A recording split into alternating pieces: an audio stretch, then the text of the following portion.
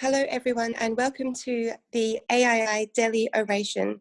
I am Tanya Spisbar, the Director of the Australia-India Institute in New Delhi, India, and it gives me great pleasure to welcome you all to our annual oration during India Week. This is the second time we are privileged to be partnering with Global Youth India, and I'm delighted also to have National President Nikita Yadav with us here today, who will be providing the closing remarks. Last year, we were privileged to host Dr. Shashi Tharoor on the importance of liberal arts and leadership. And before that, we have had other high-profile speakers, including Australian High Commissioners Patrick Suckling and Harinder Sidhu. It now gives me great pleasure to be hosting Suhasini Haider today, yet another exceptional orator on one of the most important and pertinent topics in our region: the future of India-Australian relations on security challenges in a post-COVID world, unpacking the Indo-Pacific and the role of the Quad. Suhasini will be offering a 30-minute speech today, after which we will have time for questions. Audience members wishing to pose questions can use the Q&A feature here in the Zoom conference, and I will come to these at the end of the session. Now, Suhasini Haider needs no introduction whatsoever, but I will just offer a very brief introduction of what has been a stellar career. Suhasini Haider is currently the diplomatic editor of The Hindu, one of the oldest and most respected national dailies in India, regularly writing on foreign policy issues, and was the foreign affairs editor and primetime anchor for India's leading 24-hour news channel, CNN IBN, and correspondent for CNN's International New Delhi Bureau ahead of that. In 2015, she was the recipient of the most prestigious Indian print journalism award, the Prem Bhatia, and has won a series of awards for her work in television as well. So we are delighted to have Suhasini Haider with us today. The topic we've chosen on challenges in a COVID and post-COVID world is a pertinent topic. Australia's Prime Minister Scott Morrison this year has spoken of the Indo-Pacific as the epicentre of strategic competition and unequivocally the most dynamic region in the world today. Former BJP National General Secretary Ram Mahadev has said that the Indo-Pacific is to the 21st century what the transatlantic was to the 20th century. It is the global engine of growth and the most hotly contested region on the planet.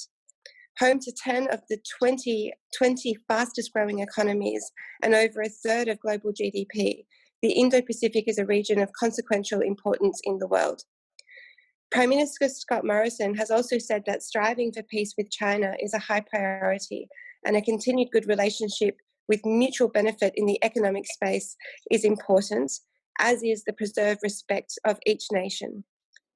Ram Mahadev has also noted the importance of a peaceful Indo-Pacific and embracing of like-minded gatherings, including the Quad, and also emphasised that such alliances indeed should be for mutual benefit and not against any country.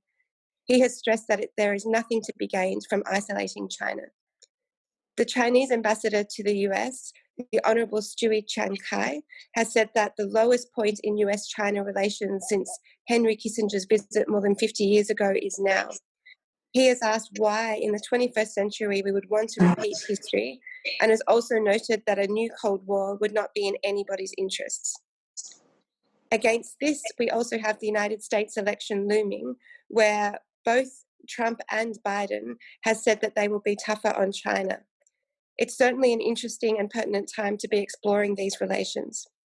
Security challenges in the Indo-Pacific, as I've outlined, will not only impact those in the region, but clearly the world at large. There are collective anxieties against China's influence in the region, the rising US-China tensions, and the increasing incidences in both the South and the East China Sea have ratcheted up regional security tensions. But these, because it is the global engine of growth, will certainly be felt around the world. Australia and India's relationship has strengthened in recent years, and particularly has become more aligned on strategic cooperation, with the logistics sharing agreement and the 2+2 dialogue high points in this year's virtual leaders meeting between our prime ministers in June. The values of democracy and the shared support for the region's rule-based maritime order were also key features. While concerns over these traditional security issues have dominated the region and policy circles, The world we live in today is one where a pandemic has crippled the global economy and has brought the world to a standstill. Cybersecurity has become an increased threat, and climate change, with its destabilizing effects of tsunamis, bushfires, droughts, cyclones, and other impacts, wreak havoc on food supply, infrastructure, energy, livelihoods, and lives themselves. We can therefore no longer consider the impact of security to be these traditional security features, but non-traditional security concerns need to be addressed, and through cooperation also. Against this background of an incredible 2020, I would now like to invite Suhasini Haider to present the Aii Oration 2020. Thank you. Thank you so much, Ms. Vispa, and thank you to all the organizers, the Global Youth India, as well as the Australia-India Institute, for inviting me here. The title of the talk was, of course, provided by the organizers, and it includes 5 different thoughts. For a world that is so dynamic, each of these thoughts perhaps merit their own oration. And thank you to Tanya for having tried to rope some of them together. I will also try and speak a little bit about each of them, but these are broadly the potential of India-Australia relations, the security challenges both of them face, the Indo-Pacific, a post-COVID world, and the role of the Quad. So I'm going to try and take each of them one at a time and start with the least contentious. And I think that is the future of India-Australia relations. We can all agree that this is a relationship that has more to gain from mutual growth, more to look forward to given the youth of our populations, and more to close ranks on given the security challenges we face, particularly in our common maritime geography. India and Australia have been strategic partners for more than a decade. This year, they were upgraded to comprehensive strategic partners. But each passing year tells us about the need to build on that relationship. Too long have the two countries looked away from each other in favor of more visible relationships, or failed to grasp the potential of ties with each other, despite the fact that, as former Australian Foreign Minister Stephen Smith said, and this is more than a decade ago, Perth and Chennai are closer to each other than Sydney is to Seoul, Shanghai, or to Tokyo.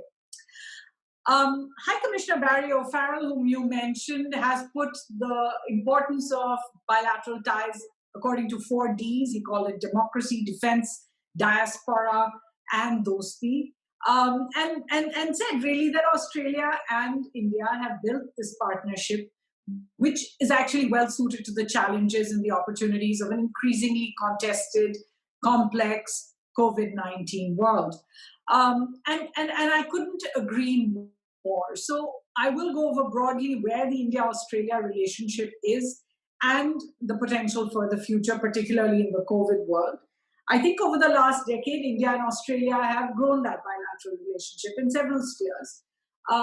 Dialogue in every area at the highest levels, including the 2+2 mechanism of foreign and defense ministers. I think nothing tells us more about the flexibility and dynamism of the relationship that in a year, the summit between Prime Minister Morrison and Prime Minister Modi had to be put off first because of the bushfires and then because of the coronavirus. The two countries actually blazed a trail with their own virtual summit, which then became the template for so many other such summits between two countries.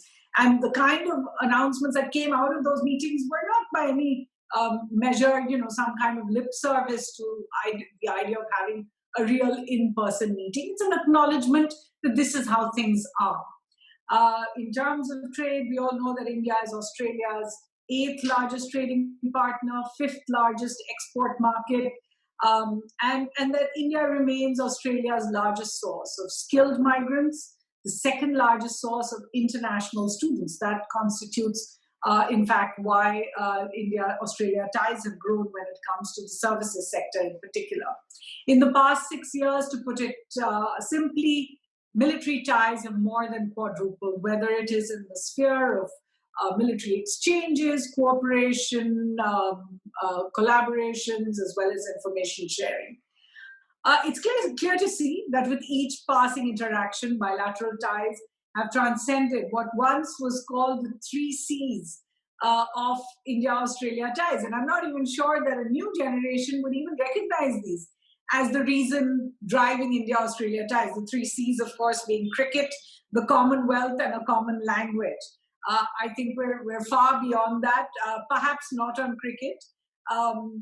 Someone even wrote an article, I think 10 years ago, or a paper called The Centrality of Cricket to India-Australia Ties. I would beg to differ today about there is so much more that is central to the ties. But if you were to go to Google, for example, and ask, just put in India-Australia ties, I'm sure the top 10 answers you will get will be about a cricket match or some kind of cricketing relations between the two countries. Now, moving away from the idea of the traditional relationships, based on security, based on common challenges, based on, common security challenges, based on how much trade two countries do together, based on how many times their officials meet each other. I think there is a genuine need, and I'm so glad that Tanya referred to it right at the top, for India and Australia, particularly as young countries, to recognize and address the other non-traditional challenges that they face. They may be non-traditional, but they are also linked very intricately to our security in the future. And let me be clear, these are not challenges that are exclusive to our two countries alone. But given the particular strengths of India and Australia in each of these, any kind of collaboration could well be seen as a role model for others for the future. The first in these that I would like to suggest is building better healthcare and integrating artificial intelligence into remote medicine technology. Clearly, in the post-corona world, this is going to become more and more important. I hear doctors who in the old days would have shied away from the idea of remote medicine, more and more discussing the need for it.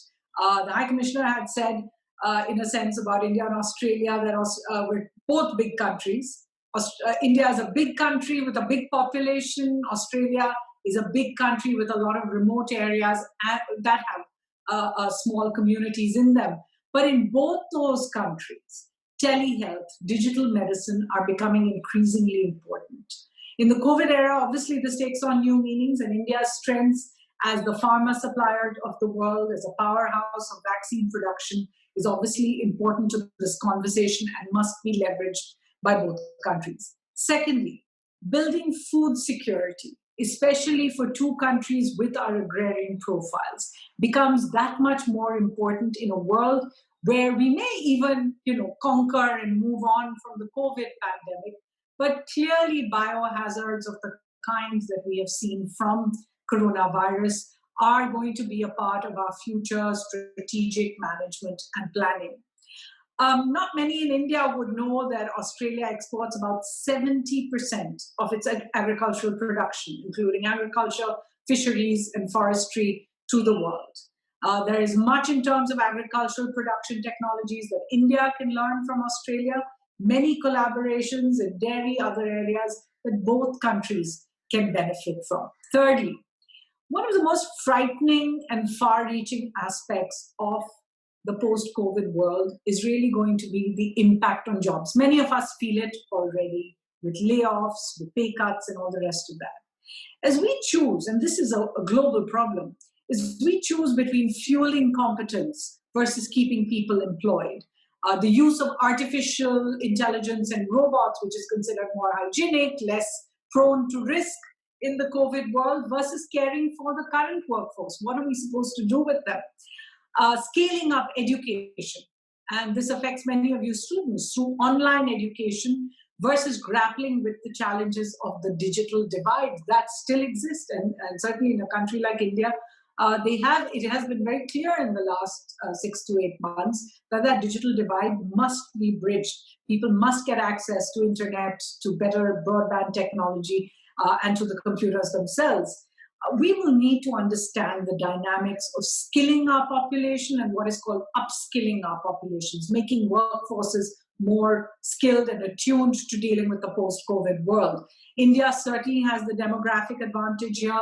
Any kind of such project will have so many applications in India. But Australia has made great strides, and I think this is a global project to be watched, has made great strides in mapping the jobs available to the skills required for their youth. They've been doing it for years. This is an area where, again, we must work together. And fourthly, I think renewable energy is an area where both countries have been early starters and have shown a sustained commitment, despite the highs and lows of the oil market that continue to elude any kind of reason, really, and other traditional sources. I do know that India and Australia have a large part of their goods trade in coal. But even so, solar, wind, nuclear power technology are all great areas for growth, particularly in this world where there is going to be an increasing amount of uncertainty, and there is an increased need for a move from fossil fuels, given the impacts on climate change and what they have meant in terms of the environment we see ourselves in today. I hope I'm not diverging from the subject at hand, which is essentially about India and Australia, but I would like to take a pause to recognize the moment, the specific moment we are all trapped in due to the coronavirus pandemic. COVID, in a sense, is a forced pause. It was a hard stop, if you like, for a world on steroids. Most of us may not even remember what we were like a year ago. But what we have seen in the pandemic over the last year is forcing us all to take time to think about the kind of world we have built. It's forcing us to confront questions that we really paid only lip service to. It's going to make us work harder, as I said, at bridging the gaps between people around the world, whether it is, as I said, on digital divide, access to food security and clean water, access to medicines and healthcare, and in the next year, access to vaccines. At the broadest level, global themes are already being rethought. Think about it. Globalization of trade, global supply chains, global travel, which were once a moment of pride. You know, we used to talk about the immense connectivity between the world and the fact that, you know, global trade was increasing year on year. These have all now become subject to suspicions. Protecting the environment has now become a renewed priority, as climate change and the biohazards are once more seen as a greater risk to the world. Conversely, those of us who saw the miracle that was wrought through the lockdown to our air, to our water, to our trees, are left in no doubt any longer. None of us are wondering about whether human pollution is the reason for the change in environment. I always joke about the fact that for the moment, right now, we are so obsessed with social distancing goals. We are losing track of what we were talking about a year ago, which was sustainable development goals. But eventually, those are the SDGs we will have to come back to. And finally, above all, in this moment of the coronavirus pandemic, there is the question of how COVID will change global leadership. I should have prefaced all my comments by the disclaimer that I speak as a journalist, I speak on the basis of my own experience, and none of what I say is a reflection on either the organization I work for or, in fact, of the conversations that so many diplomats and so many Indians and Australians have had, I've had the privilege of having. But the truth is that this crisis has been bookended by the world's two biggest powers, by the world's two greatest economies. China at the beginning of the crisis and the US now, at the moment. We don't know whether the crisis is going to end, but at the moment, if you look at the two global powers, they are in fact the worst affected by the coronavirus pandemic at various stages. Neither has come out as a leader in the crisis just when I think leadership was needed the most. Australia took a bold step earlier this year, asking very searching questions about the origins of the virus, the need to study that. But I'm sorry to say, several months later, we seem no closer to a real answer on the subject. China has failed consistently to warn the world of the pandemic, to tell the world how to manage it, and has been guilty, furthermore, of a number of aggressions from the South China Sea to India's northern frontiers, even just as these regions were grappling with the pandemic. For its part, the United States has failed, both by the example of its own handling of the health crisis, as well as the assistance to the world it was expected to lead at a time like this. Nor, unfortunately, has the United Nations, the fulcrum of the multilateral world order, redeemed its pledge to lead the world in what is seen as the most global crisis since World War II. So about a decade ago, an expert paper looked at the reasons for an increased India-Australia engagement. And guess what they came up with as the three reasons why India and Australia must work closer together. And it might surprise you that these were put out in 2010. But it essentially spoke about the emerging prospects of cooperation in the Asia-Pacific, now of course referred to in the maritime sphere as the Indo-Pacific, the strategic constraints posed by the prevailing uncertainty surrounding the rise of China as the most dominant player in the region. And remember, this was said in 2010, a decade ago. And three, the growing de-ideologization of foreign policy priorities. Put it bluntly, I mean, I'll take off some of those fancy words from it.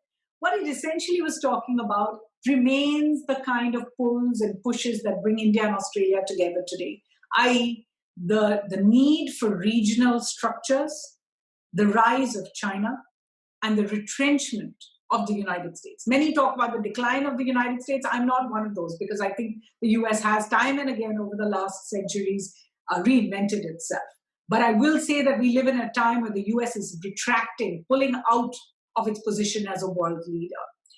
China's rise has been marked by unilateral initiatives like the Belt and Road Initiative, particularly in the Indo-Pacific, that provide connectivity, infrastructure, trade, communications technology, but all as part of an exclusivist ecosystem controlled by China alone.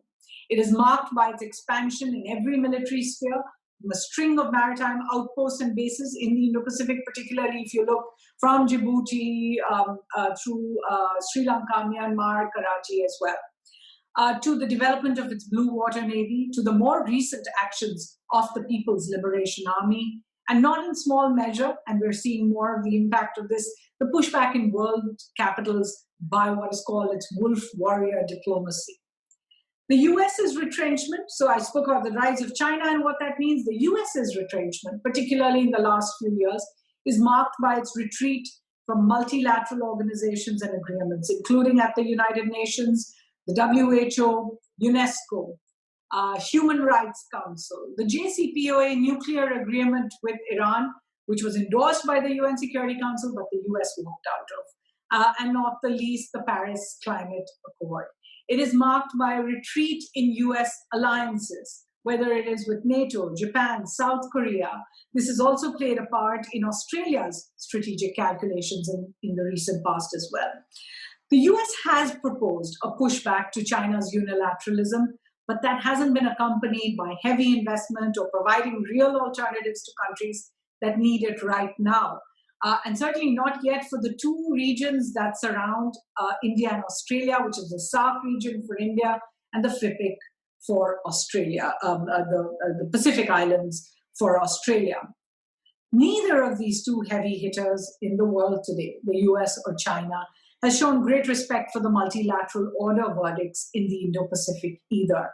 If China has rejected the UNCLOS verdict on the Philippines, the US, along with the United Kingdom, has refused to accept the ICJ verdict, reverting Chagos Islands and the Diego Garcia base to Mauritius. Finally, the UN has failed not only in prevailing over all these threats to the multilateral order, which I should add is the reason the UN came into existence in the first place, it too has failed to provide countries with aid during the coronavirus pandemic, just when it was needed the most, whether it is through agencies like the World Health Organization, or now when it is needed to deal with the post-COVID economic impact. I should add over here that the UN has also failed in this important year, 75 years of the United Nations, to show any desire to reform itself. Remember, it has this leadership of the UN structure, the leadership of the world in the UN Security Council that was created without two of the most important countries in the world, India and Australia.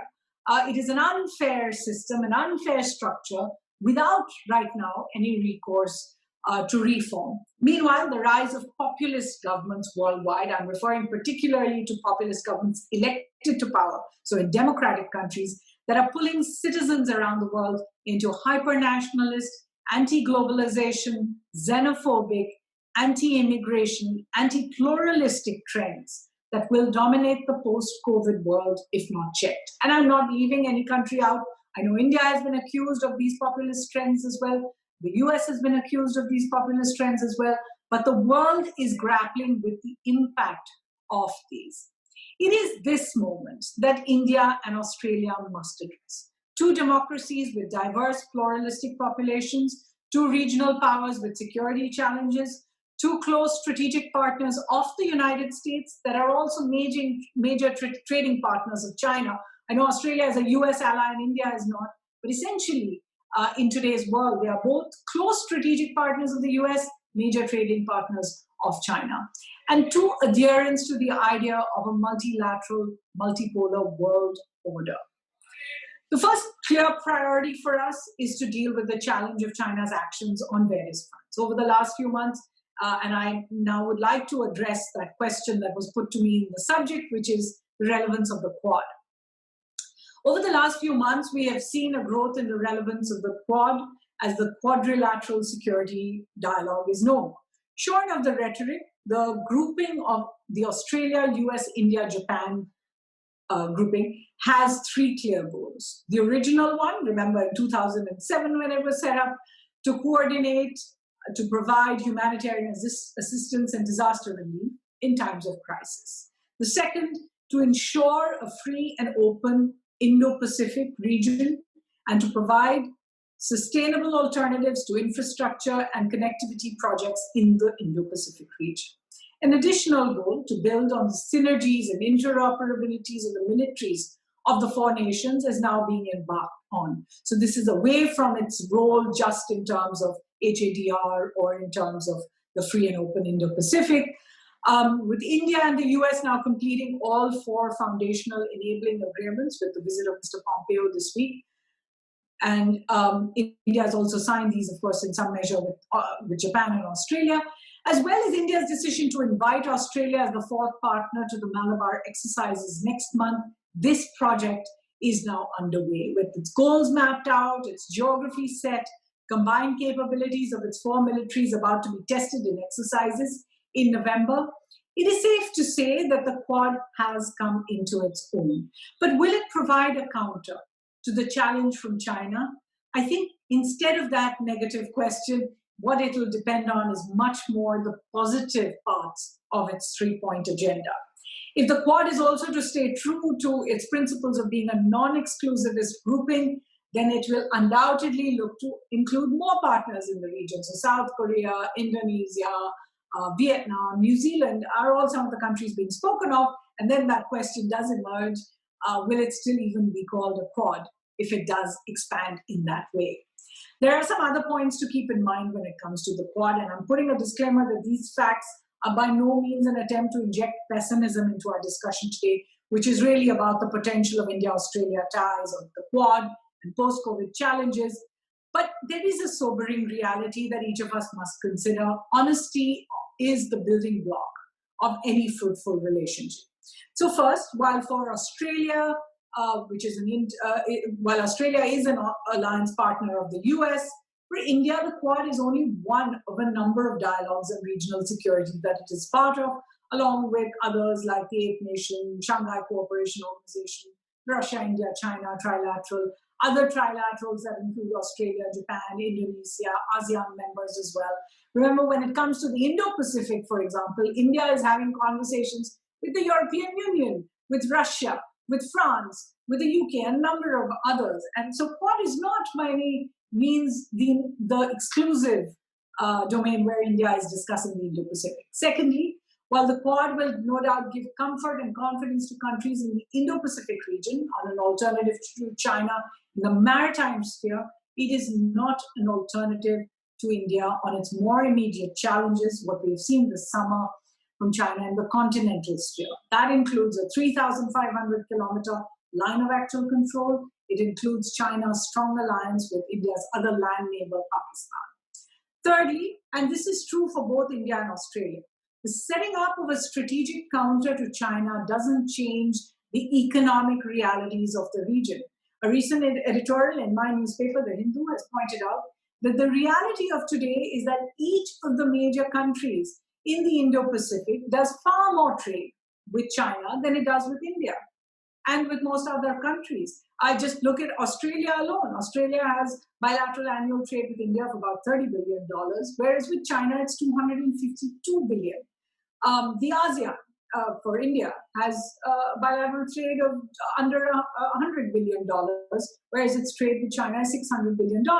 While diplomats in each of these countries they're working hard to balance trade relations out more, grow bilateral trade, it would be safe to assume that once the Regional Comprehensive Economic Partnership, the RCEP, which includes Australia, comes into being, as it is expected to by the end of the year, that task is going to be tougher, particularly for India, given its decision to walk out of the RCEP. Fourthly, and again, this is true for both Australia and India, there is a realization that dealing with Beijing, building a good relationship despite the misgivings we feel about China's behavior, is a bilateral reality for both New Delhi and for Canberra. And Tanya did refer to some of the statements made. This is the reason why during the Quad meeting in Tokyo earlier this month and during the 2+2 discussions in Delhi this week, the only public reference to China and the threat from China actually came from US Secretary of State Mr. Pompeo's statements, not from India or Japan or Australia. We saw a similar moment earlier this year in Washington when Australian Foreign Minister Rhys Payne said, the relationship we have with China is important. We have no intention of injuring it, but nor do we intend to do things that are contrary to our interests. That sets the stage for my conclusion, which is that it is clear that when it comes to security challenges, both India and Australia are working today, not so much from that ideological prism, but with a sense of national interest, and dare I say it, strategic autonomy. And that is what distinguishes these two countries. An unspoken outcome of the COVID crisis will be a push towards more regionalization. Think about it. As the world turns its back on globalization on one stage, and most of the global community would like to protect themselves from the more basic hyper-nationalist trends on a national stage, the via media is going to be a greater push towards regionalization. In that sense, Australia and India are standard bearers of our region.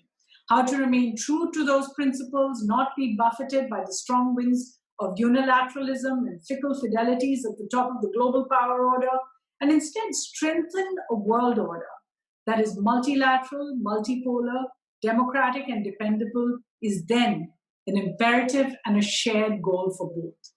In that sense, and coming back to this very, very interesting subject that you have given me time to think about and to talk about, the future of India-Australia relations is tied to the security challenges that they face in this post-COVID world. And the Indo-Pacific and the role of the Quad will be one critical part of the larger complex reality they both must engage in and strive with to recreate in their own mold for a better future. Thank you. Thank you very much, Suhasini, for that impressive overview. And you're right, that was a very complex topic that has 5 sub-themes embedded in it, and you've done an incredible job in weaving them all together. You actually touched on a number of areas that significantly impact security. We posed the question about security in the Indo-Pacific and the role of Australia and India, but you quite rightly also included the impact of the crippling of our multilateral institutions, the absenteeism of leadership at the United Nations level, and the crippling of other multilateral institutions regulating global trade, like the World Trade Organization. I wanted to come back to you on the subject of UN reform, because I do think it's a key one. I did want to acknowledge, at least, that there has been a push for reform, and United to Reform is in fact a mandate being pushed by the UN Secretary General Antonio Guterres. He does speak, however, to reform on development, peace and security, and on management, but the management element looks more at transparency and clarity rather than on a sharing of leadership with new powers. One of the challenges or even criticisms leveled at multilateral institutions are in fact that they were created in the 20th century, post-World War II, at a time when we had different world leaders, and we could have pretty much said that we didn't have a multipolar world, but almost a unipolar world with the United States. In the early 2000s, we were exploring a bipolar world, and a multipolar world does in fact call for greater participation at the leadership level. India, and particularly Prime Minister Modi, has increasingly called for a human-centric globalization. Partly this means a focus on human issues like climate change and other non-traditional security issues that you've raised in your talk. Part of it, though, has also talked about human-centrism as opposed to economy-centrism. So whereas multilateral leadership was seen as coming from a place of economic heft, with the US perhaps having the largest share of GDP globally, India is speaking about, or Prime Minister Modi is speaking about, having the largest share of humanity globally, and that deserving a greater stake in multilateral leadership. Did you have any comments on a human-centric globalization and whether or not the world might be more balanced or have a more balanced security focus if indeed there was a human-centric globalization and respect for the larger stakes of humanity were part of our international institutional culture? Oh, absolutely. And, I do want to say that the COVID world has, in effect, exposed some of these realities. And we would be delusional as a world if we come out of this COVID pandemic at the other end without having rethought what we always assumed were the building blocks of human progress. In other words, the idea that economic progress is the only way of mapping, and by that I don't mean actually building up the lives of people. The idea that year on year GDP increases are the only way of mapping real progress should actually have just been completely exposed by what we've seen in the coronavirus pandemic. And I tried to allude to this in my talk as well when I said, look at the two global leaders, number one and number two, when it comes to every kind of economic parameter, the US and China.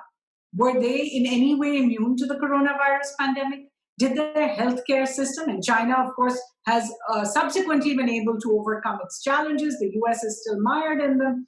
But neither of them has shown itself to the world as, as examples to be followed. Neither of us, I don't mean to build false equivalences here, but I'm saying in their own separate ways, China and the US have shown the world this is not what we want to be, despite the fact that they have made such economic progress in the world.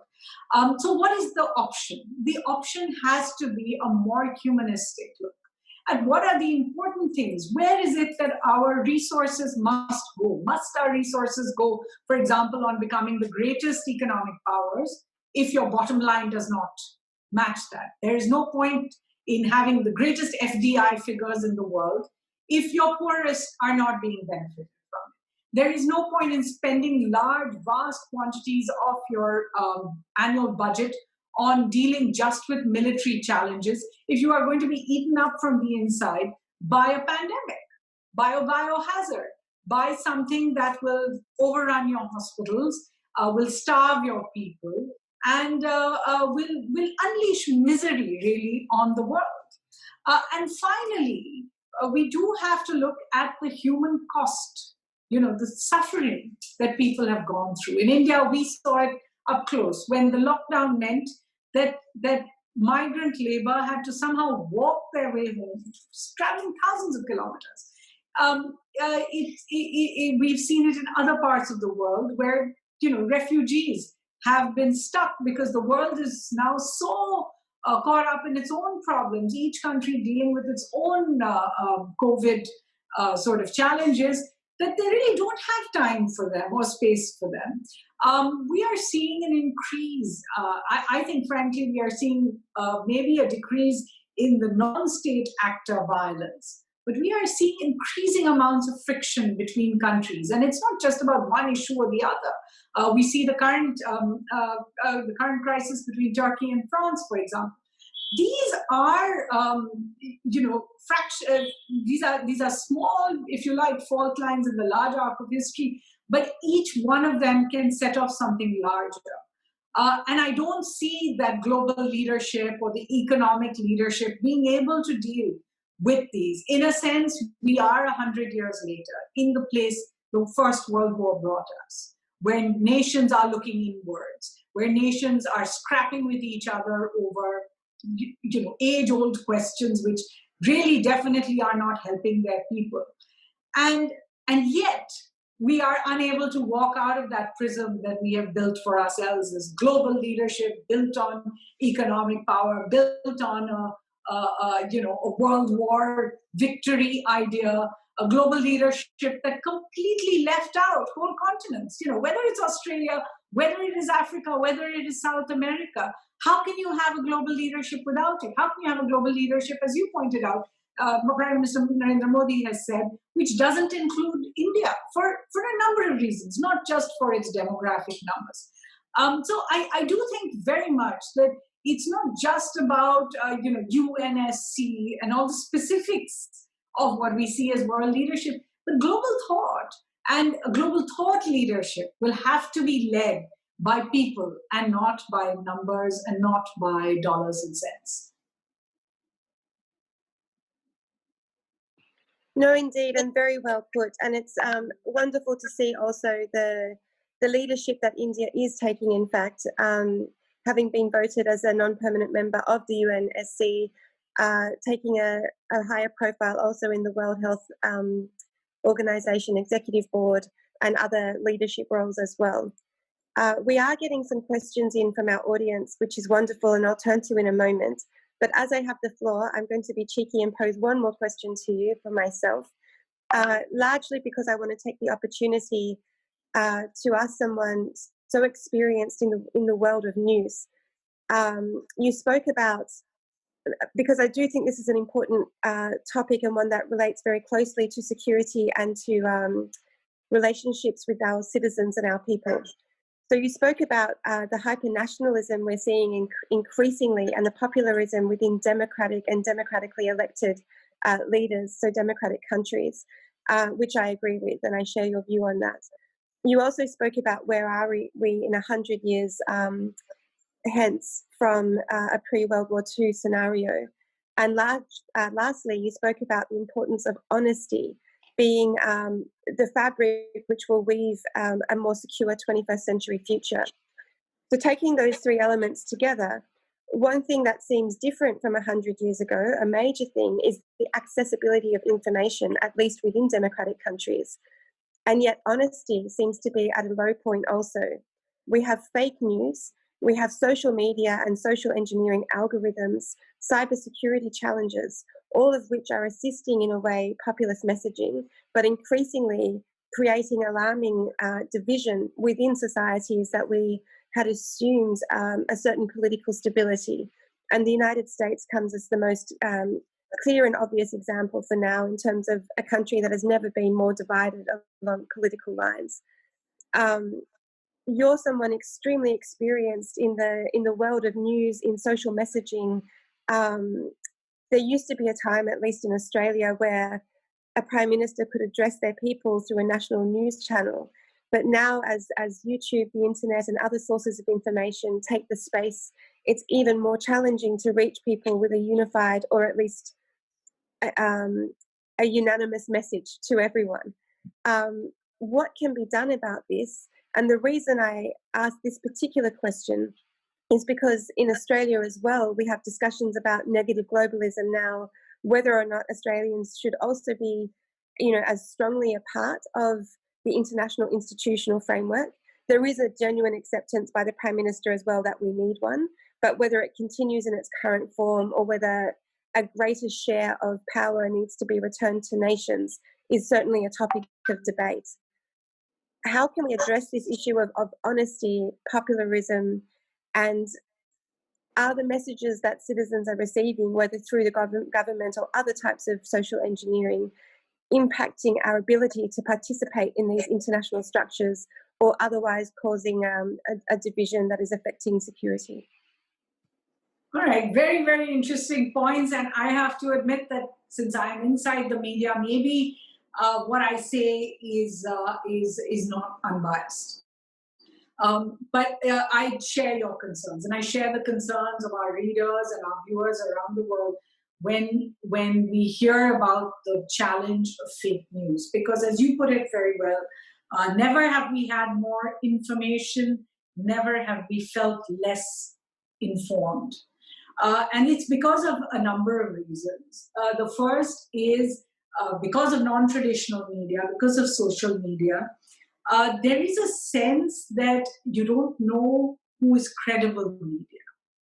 Eventually, the journalism that, to be honest, is the most credible is the journalism that has the most resources put on it. Because when people take time, when people take manpower, when people put money into actually following a story, that's when that story is fully credible. In the era of social media, and I'm not in any way saying social media or non-traditional media is any less journalistic, but in the era of social media, there are a large number now of channels of information that aren't putting in the rigor required, if you like, for journalism. And because they are easily available, because they cost less, they are at par, if you like, with traditional forms of journalism. I think it's a transitory phase because people do learn. People are incredibly well tuned to figuring out over time, over a period of time, credibility from otherwise. But it is a challenge in the near term. It's a challenge for all of us. And eventually we will have to find ways, we will have to, for example, when you go behind a digital paywall, what you are ensuring is that people are invested in good journalism. And people who pay for good journalism will therefore receive well-sourced, balanced pieces of information that they can count on, and will not necessarily need to look at all the thoughts that crowd our mind, whether it is on Twitter or Instagram or all the rest of it. The second big challenge is the increase of authoritarianism using the models of social media to get out its one-sided message. In other words, if you decide that essentially you are only as a leader reaching out not to the general population, but to those of your supporters who have already invested in you, then what will end up happening is that you will use these channels only to get out one point of view and not otherwise. The greatest threat, and I think this was said in the US more recently by Leslie Stahl in a 60 Minutes interview with President Trump, where she confronted him with this idea he had that the reason he needed to discredit media and to call them fake news and to call every media, sort of fake news, or in India we use the word news traders. In other countries and including our own, we have the term prostitutes. The reason for that is not so much to say, I don't like you criticizing me. It is to say, if I completely destroy your credibility amongst my supporters, they will not believe the negative things that you say about me. So essentially what I'm talking about is the use by authoritarian leadership, and this is in both democracies and in countries where we have already single party rule or military dictatorships or communist dictatorships or all the rest of those. in these democracies as well now, we are seeing a trend of authoritarian leadership. You spoke about populism.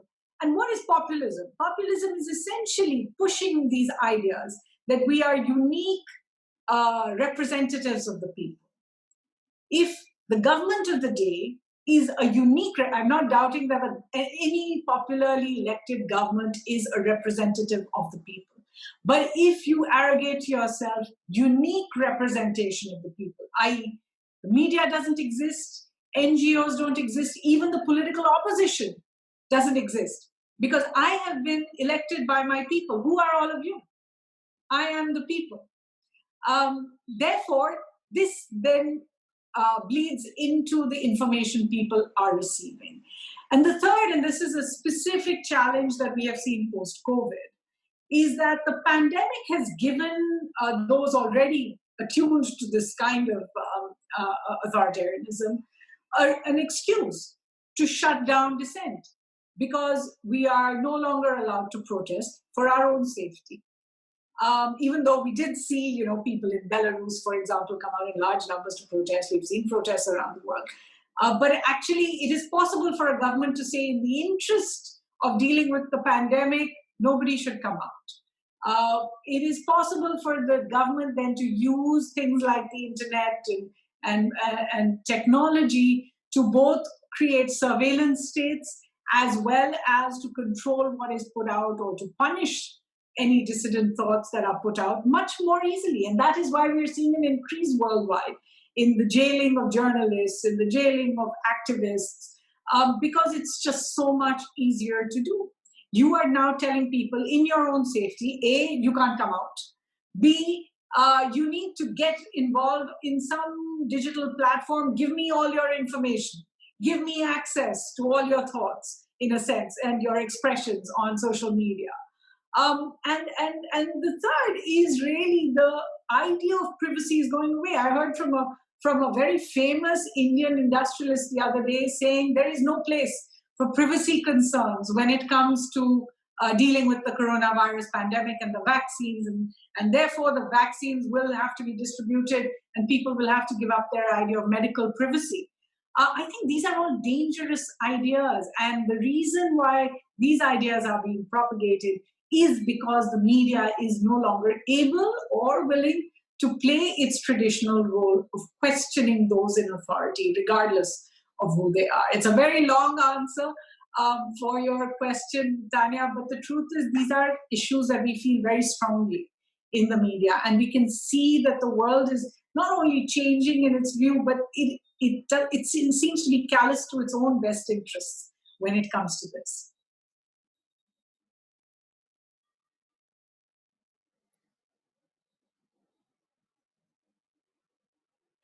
Apologies, thank you. I now wish to turn to some of the questions coming up from our audience, but thank you very much for that answer, and a very poignant one indeed.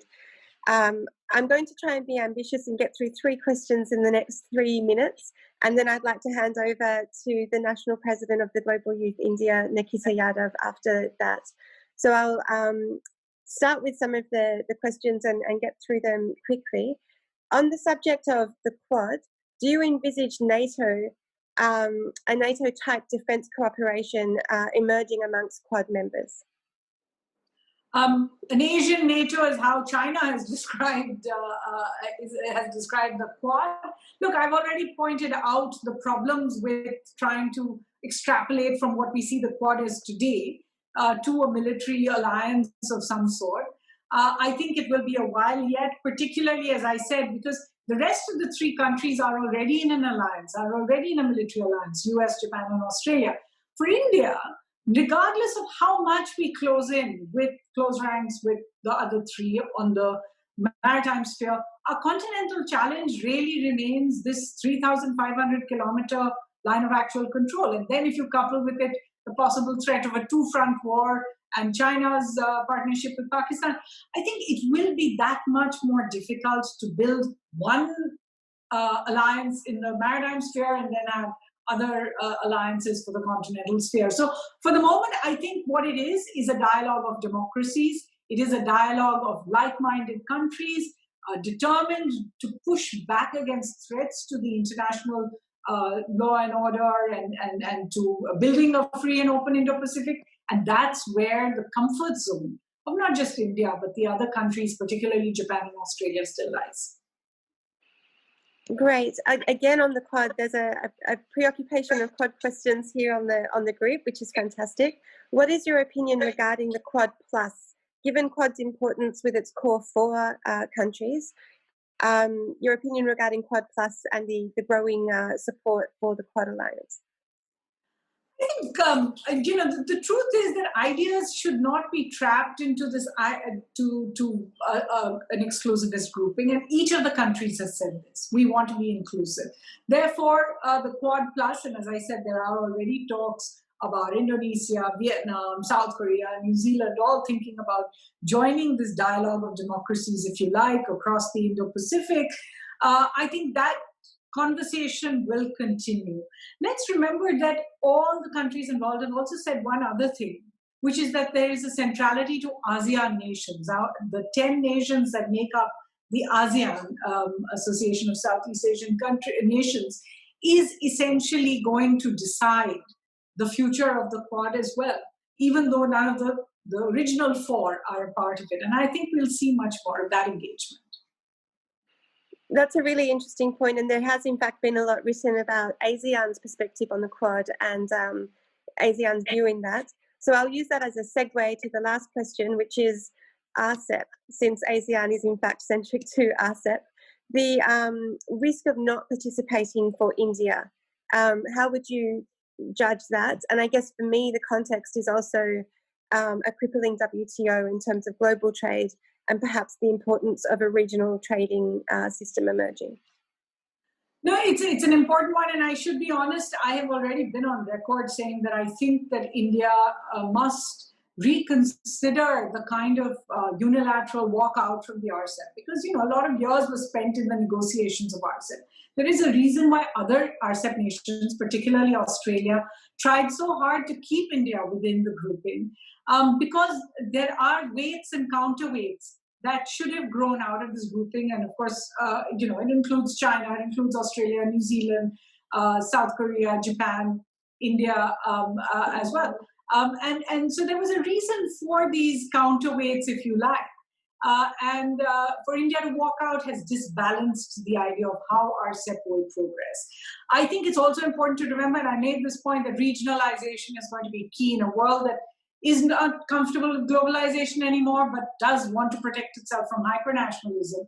And if you look around, when it comes to economics, every region is finding its own economic grouping. So the US has USMCA, which was NAFTA.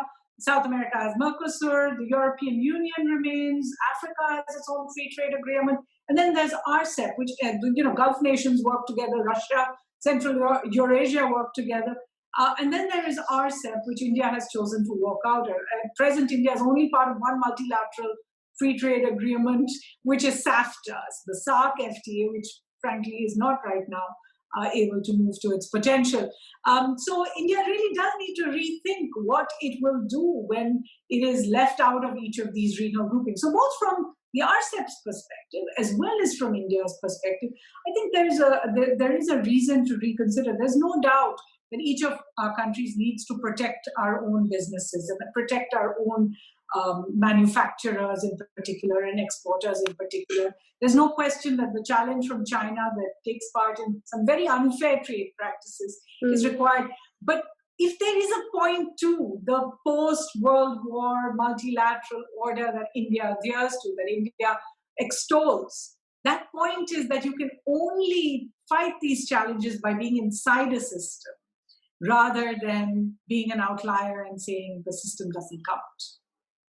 No, indeed true. Well, if walking out doesn't mean you can't walk back in, if Australia's re-invitation to the Malabar exercises is any evidence of. Thank you so much, Suhasini Haider, for a brilliant presentation and a wonderful engagement also on the questions from the audience and from me. I truly appreciate it.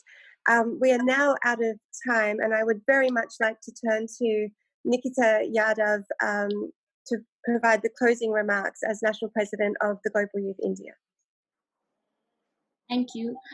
On the behalf of the entire Global Youth community, I would like to extend my gratitude towards our guest of honor, Ms Suhasini Haider. Thank you very much for gracing us with your presence for the Annual Oration 2020. It was an honor to have you amongst us today, ma'am. Your insightful thoughts on the potential both countries have with respect with future collaboration and the deliverance of such complex matters into simpler words were enriching and far-sighted. I would also like to thank Ms. Tanya Spispa, Director, Australia India Institute, and the whole team of AII for their support and guidance. I also extend my regards to Mr. Rishi Suri for this wonderful opportunity. At last, I thank all the members who joined us today as the audience. Thank you very much. Thank you all, and thank you for making this a very successful 2020 Aii Delhi Oration, our second with Global Youth India and our first virtual. Thank you once again, our guest of honor, Suhasini Haider. Thank you, and Tanya, I see the sun has come up where you are, so everybody have a very nice day. Namaste.